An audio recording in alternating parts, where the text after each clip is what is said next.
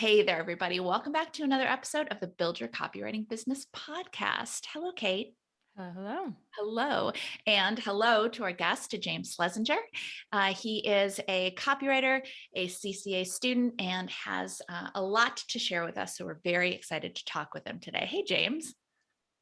Hi there, guys. Looking forward to chatting to you too. Yes, absolutely. So let's start looking back. How did you get into copywriting, or how did you get interested in it? What was the spark for you? So my background is acting and filmmaking, and I've always, it's quite an up and down career, that acting and filmmaking. So I've always had to take other jobs to fill the gaps, and all sorts of random jobs, and never really enjoyed doing them. Just kind of exchanging time for money, doing the normal stuff like bar jobs and waiting jobs back in the day, to like standing on the street selling paintball tickets to people, running photo booths at events, all sorts of weird stuff. Because I've always needed a job to have that kind of flexibility so that I can continue doing the other stuff. And even when I've done jobs so I was an AD, which is an assistant director in the film and TV world for a bit. And even though then I was doing, I was in a world that I love, I was doing a job that I didn't feel I was using my skill set. It's a very logistical role, that. So you're kind of just making sure everyone's where they need to be and helping the set run smoothly.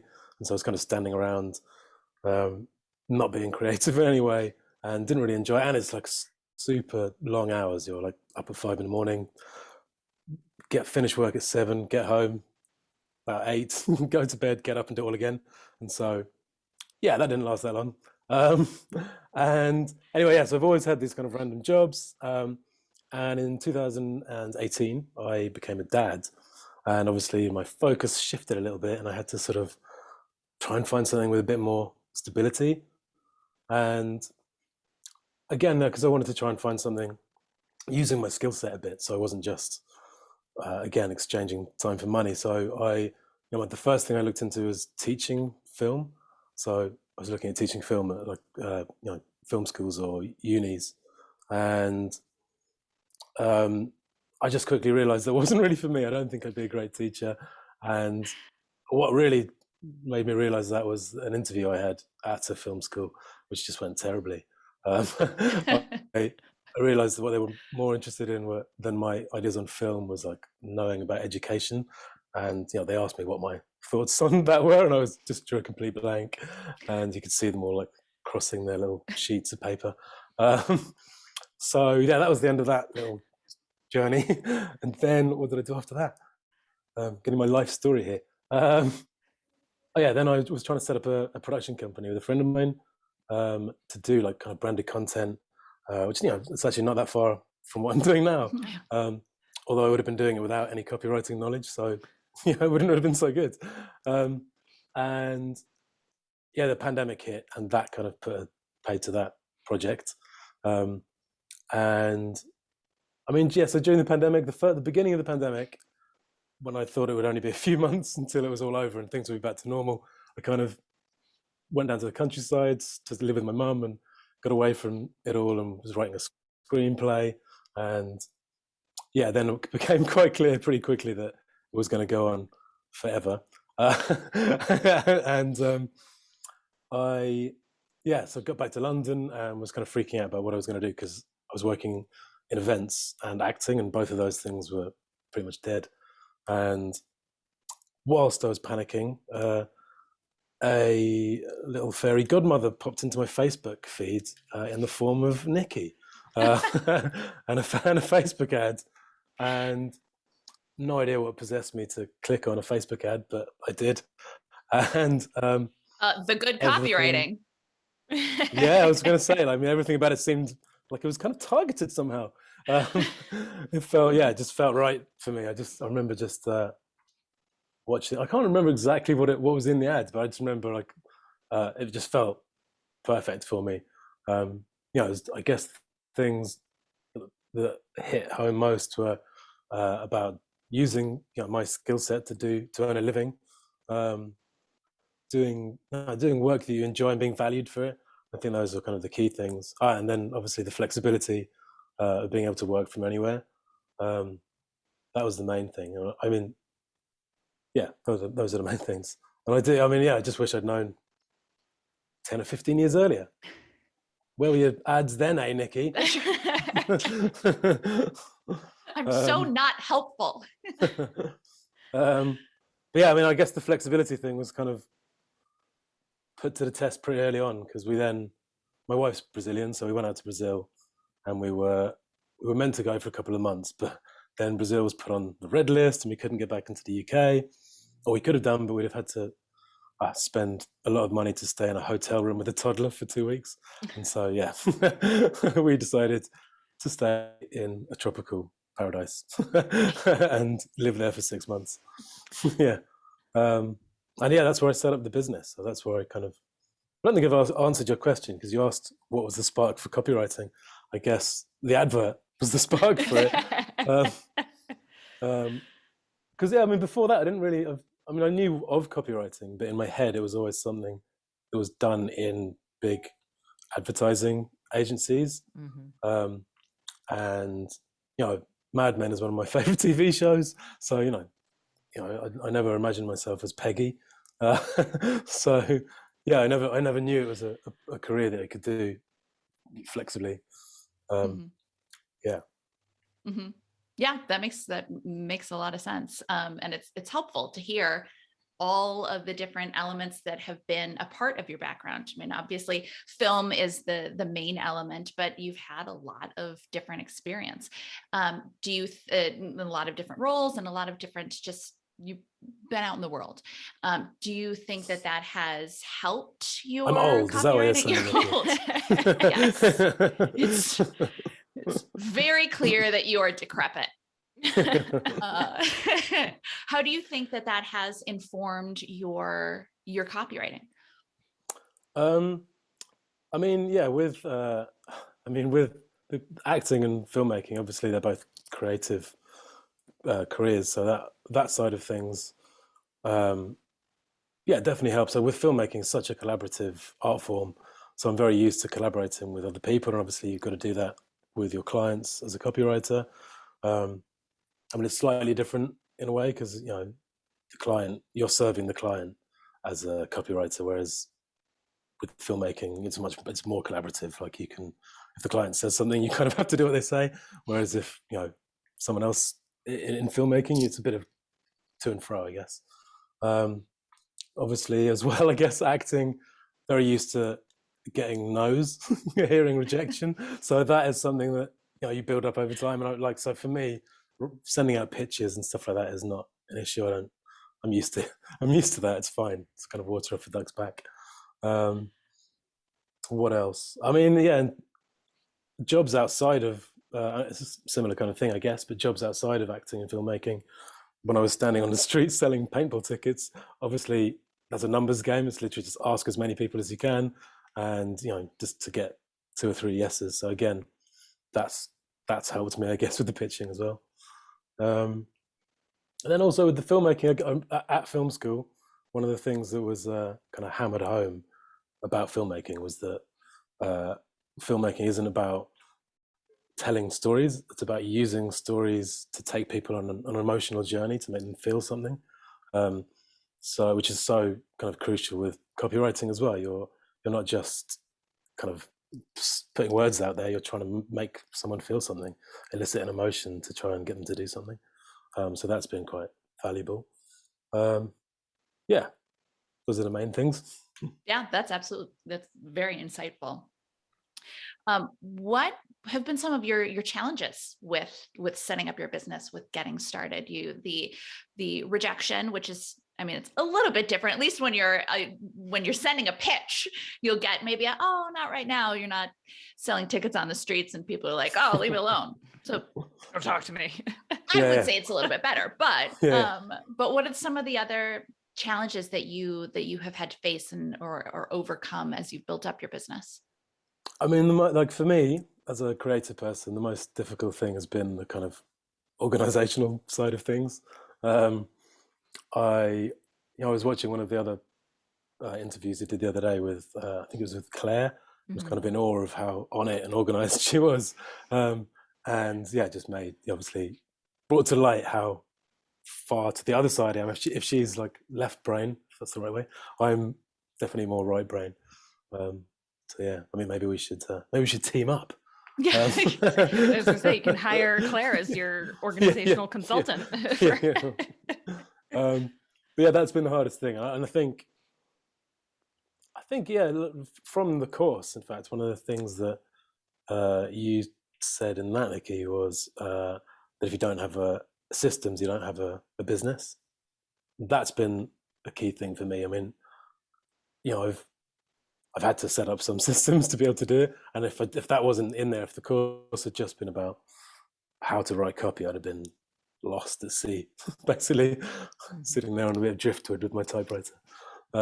Yeah. So that has, yeah, I mean, that's been the biggest challenge for me. Has definitely just been that. Has been trying to work out how to juggle that. Also, I'm trying to juggle that, and I'm still trying to write screenplays and go to castings and be a parent all at the same time. So that's been quite a challenge. Easy. I mean, one of the parenting thing, like during the pandemic, because she wasn't at nursery then, obviously because we were in Brazil, so we were doing alternate days because my wife is freelance as well. Mhm. So I guess things would have happened quicker if I'd had more time, but because I had half the amount of time. So, the business isn't yet where I'd like it to be, but it's definitely from where I was before the pandemic, and now it's definitely in a good place. So Yeah. Yeah. So your wife is freelance too.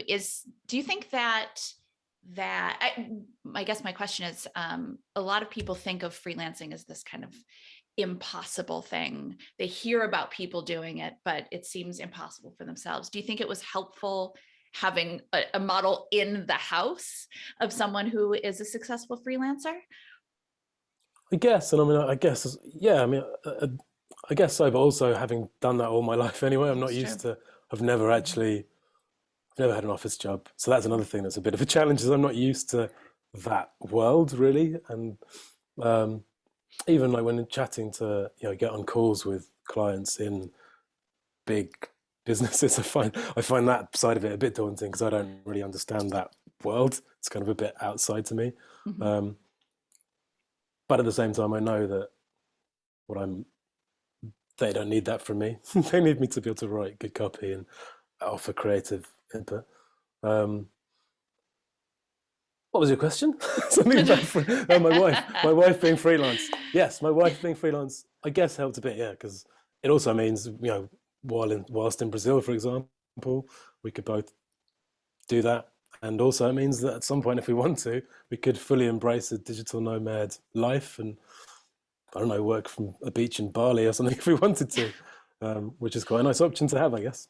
Yeah, It's a absolutely. really nice option. Yeah. Mhm. How did you in Brazil when you were first setting up business and whatnot from there? What was that like in terms of, were your clients in Brazil? Were they back in the UK? Were all over? What was going on with that? Mainly back in the UK. Mm-hmm. Definitely I haven't mastered copywriting in Portuguese yet. So Brazil was out of the question. But yeah, I did what you guys suggest and like looked for my local companies near my house. My first client was actually, I mean, it was kind of through a friend, kind of indirectly, but it was with my football club. So the team I support in London. So that was quite a nice first client, a good one to have on the website Cool. as Yeah. well. And then, another client I got was a toy company, like a big multinational company. So that was, they're based in their headquarters is in China. I was working with a marketing director in Amsterdam. I was in Brazil and then in the UK. So yeah, I love you that. really can do it from anywhere. That ABC Toys exercise must have really helped Yeah, there. It's been a really cool company to work for as well because they're like a repeat client now, Oh, nice. and I've had lots of different stuff from them, like video copy, web copy, and then just before Christmas I had to do a product description. No, not product description, product name. Sorry, Oh, fun. So I did it. That's Yeah, really which cool. is really fun, but like it's kind of daunting Yeah. because there's no kind of limit to it. So it's like you can spend hours just coming up with new names, and when you've got an email or a web page, you know kind of what you have to put out there and how much to write. And there it's just it's only 1 or 2 words, but you can kind of go anywhere with it. So that was fun. That's cool. So Have you cool. found out what name they've chosen yet, or is it still in I've heard, deliberations? I've heard which one. So the marketing team and the sales team have chosen 2 different ones. Of course. And then they've sent it to the HQ to see what they say, and find out. I might have to do another round of names in the new year. I'm not sure yet. Combine these 2 options into one hybrid, please. Yeah. Like I can't. Yeah, that's you're exactly right. Sometimes the shorter the copy, the harder it is to do it. The taglines, insanely difficult, and product names. And then also, to your point, when it's for a big company, there are so many stakeholders involved. And because there's nothing objective about it, it's all everyone's opinions until it finally gets to that final stakeholder. And it's still that final stakeholder's opinion.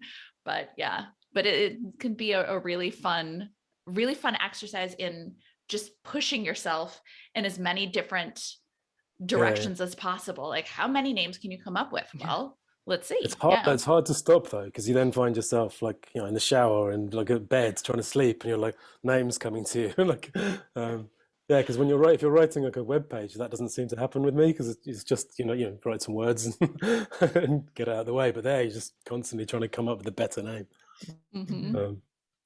Actually, the other thing about the toy company that was quite interesting was I approached the CEO of that company rather than the marketing team.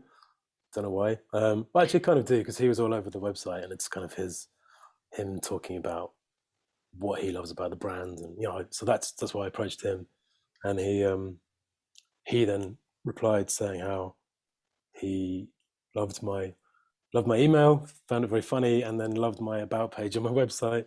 And so that got me in. Then we had a meeting with the marketing team, and it was months until I got the first actual job from them. But I want to talk to you about your about page though, since you mentioned it. And I think that's the first, I feel like, interaction I remember having with seeing you and being like, oh wow, he's creative and clearly has that just like creativity gene. We'll link to it in the show notes. So if you're watching, definitely check out James's portfolio.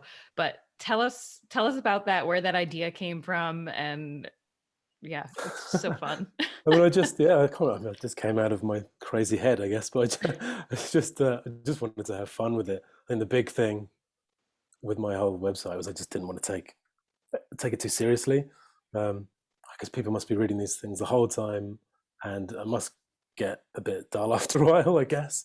And so I just wanted to do something a bit different. I also I kind of live by the motto that to take your work seriously, but not yourself. And so I kind of wanted to put that in there as much as possible. And I had a lot of fun doing it.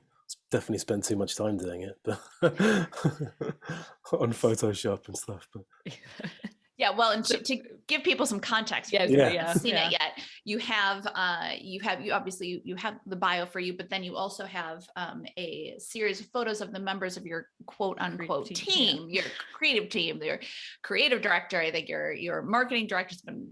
I looked at it again the other day. It's just fun to go through, and it's all images of you, but changed as if you are all of these members of the team, which is such an effective way to demonstrate that without having to say, well, I do this and I do this and I do this. It's such an effective way to say, look, you get all of this when you're working with me. And it's a fun way to say it. It's a clever way to say it. And it's an effective and memorable way to say it. Yeah. Yeah, well, I think that was one of the key things, was about trying to make it memorable. And it has, apart from that toy company, a few other people have mentioned it, even if I've not got a job out of it. It's been commented on. So yeah, absolutely. Well, and that's also too, it's a website that people will be comfortable sharing, not just comfortable, but will be excited to share because it's interesting. I think it's important to note though, that you you infused creativity, you infused humor in it, but it's not, none of it is creativity or humor for the sake of creativity or humor. You know, every once in a while we'll come across, and not just copywriters, but just freelancers websites where it's clever for the sake of being clever, or clever to show off that they're clever. And your website is clever, but it's still very much focused on how you provide solutions for your clients. And I think that's what really makes it effective, is that you've balanced those two elements very well. But it's never, hey, I'm James, I'm really funny. It's, hey, I'm James, I'm clearly very clever, but more than that, here's what I can do for you. I mean, I guess also, like, because you do get some, you know, like creative agencies and stuff who try and be like really kooky, and I didn't want to go that far, but I kind of wanted to like play in that space, but not too far. So hopefully I managed to. I think so. Yeah, and absolutely. you're acting, like, as an actor, you know, you're playing all these roles, so it kind of has that nice tie as well, which I love. And I think it's nice for people to know that you should be your voice, and it's nice that that reflects you. It's very much, okay, I know what it would be like to work with James. This is what it would be like, and it's not going to be dull, and he's obviously going to be a professional, but it's nice to see your voice come through, and not, you know, I think a lot of copywriters, we try to speak to what our clients want to hear, or what we think they want to hear, versus letting ourselves actually shine through. And I've definitely, like, with it as well, I've tried to like reach out to companies who have similar brand voices, not just those, but like if I see one that does, I'll try and reach out, because I think there'll be some kind of synchronicity between us. Yeah, it makes a lot of sense. If that's their aesthetic, it would make sense that your aesthetic would match well with them. You guys would work well together. Absolutely. So, no, granted, you have not been a copywriter for years and years and years yet. So you still have a lot of opportunity for growth and all of that kind of thing. Where do you see, and it's kind of an unfair question because it is such a flexible career, but where do you see yourself going? Where would you like to take your career? So it's a funny one for me, because I still have the dream. I'm still like clinging on to the dream of this screenwriting as well, and the filmmaking. So I haven't quite let go of that, and it's a psychological barrier that I'm trying to get through. Even in terms of announcing that I'm now a copywriter, I haven't done it publicly on Facebook. And I spoke to a friend of mine here who's a copywriter, and he said that he didn't do that either. He actually reached out individually to people, which I think works better anyway. So that's kind of like a pitch. So I just put together a list of everyone I know who has businesses or might need copywriting, and just said, this is what I'm doing. Do you need any help? And I've done it that way. Because part of it just feels like, I'm kind of 95% in, but like there's a 5% of me that's like, I can't quite do it. And I need to, I need some kind of therapy to get me through that. Tell us about your mother. Well, you know, this actually just brings to mind a conversation we had with another copywriter who, Nicole, who has been kind of in and out of it. And she's in a place now where she's copywriting part-time, and then she is teaching at a university part-time. And she intends to kind of stay in that place because she likes them both. Doesn't want to stop doing either one. And I think that's kind of the nice thing about both careers, is that you can kind of dip in and out of them as you see fit, as you need to, as you want to, and you don't have to have that, I am 100% a copywriter and I give up all other interests and goals. And it's true. The same thing with filmmaking. I'm not a filmmaker, but I would guess that you have that flexibility in both of them. Yeah, I mean, like with acting, it's because nowadays I tend just to do kind of commercials and stuff, which is actually perfect for this. And that's obviously taught me a bit about copywriting as well, reading lots of terrible ad scripts. But, let me rewrite this for you. But it's great because it's like, so the time needed to do that is small. You can go to a casting, might take you a couple of hours, and then a shoot for a commercial is pretty much always a day, 2 at most, and so it's easy to work around that. And even if you're not, I mean, I think copywriting is a great sort of side hustle for actors generally, because even if you could be doing a theatre job, you're all day, you're free, so you can do that. And I guess if you're on a film, it's a bit harder, but there's plenty of time sitting around doing nothing on a film set, so you could be there on your phone, right? Like doing a bit of copy. Write your copy. Yeah, I forget what I was reading an interview with some actor or actress, very, very famous, and they were talking about what it's to lay people, to non-filmmakers. You're like, wow, it's just must be so exciting all day long shooting these scenes. And I think it was a woman, I can't remember exactly who it was, maybe Emma Thompson, but she was talking about how much time you actually just spend sitting around. I'm like, oh, okay. We don't think about that. People who don't make films don't think about that. Yeah. It's mainly just lighting, cameras happening while you're just waiting. Yeah. Setting up for a 15-second scene and then doing that 15-second scene 15 times over. And then, fascinating. But so, write copy in between now. I don't know if you do, but you should definitely be targeting actors if you're not with your course, because it is the perfect side hustle.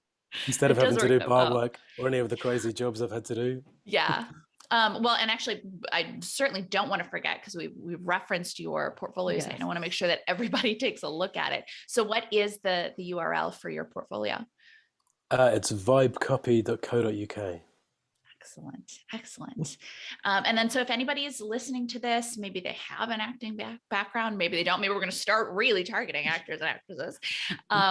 What kind of advice would you give to people who are interested in copywriting, kind of starting to look at it and starting to wonder if maybe it's something for them?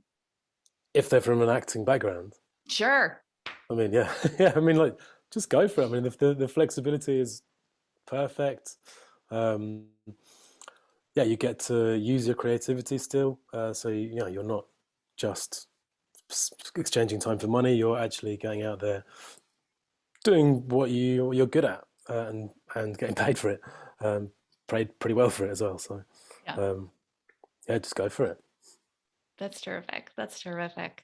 Well, thank you so much for joining us. It was a really fun conversation, and I know a lot of people are going to have a lot of takeaways, and you're probably going to get a lot of visits to your website, copywriters and potential clients alike. So there you go. Thank you very much. Thanks for having me. Oh, our pleasure entirely. And with that, we'll see everybody in the next episode. Bye, everyone. Thanks for watching. Make sure you don't miss any tips, tools, or tactics for copywriters by clicking subscribe right now. And of course, you can always find us over at filthyrichriter.com. We'll see you next time.